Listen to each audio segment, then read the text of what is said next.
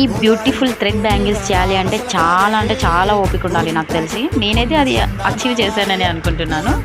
So మన YouTube ఛానల్లో full video అయితే ఉంది, తప్పకుండా వాచ్ చేయండి. వీడియో నచ్చితే చిన్న లైక్ వేసి వెళ్ళండి. Thank you so much for watching.